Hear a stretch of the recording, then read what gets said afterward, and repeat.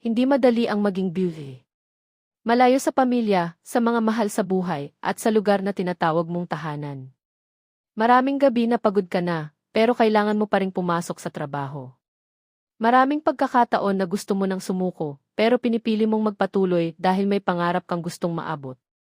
Ang pangarap na iyon ay hindi lang para sa sarili mo, para ito sa pamilya mo. Para sa araw na hindi mo na kailangang mangupahan. Para sa araw na may sarili kang bahay na masasabi mong bunga ng lahat ng sakripisyo mo.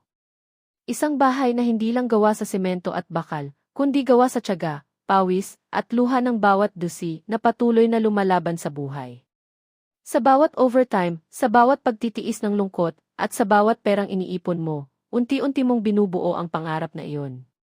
Maaaring hindi pa ngayon, maaaring matagal pa, pero darating ang araw na makikita mo ang bahay na matagal mong pinapangarap. Isang bahay na may maayos na sala kung saan magkakasama kayong pamilya. Isang hapagkainan kung saan sabay-sabay kayong kakain at magkukwentuhan. Isang tahanan na puno ng pagmamahal at alaala. At pagdating ng araw na iyon, masasabi mo sa sarili mo. Lahat ng pagod ko sa ibang bansa, lahat ng sakripisyo at lungkot sulit pala.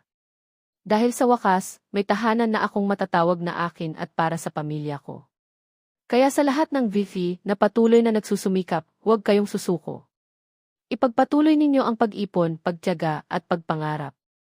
Dahil balang araw, ang simpleng pangarap na bahay magiging totoong tahanan ninyo. Alam mo ba kung bakit modern at elegant tingnan ang maliit na bahay na ito?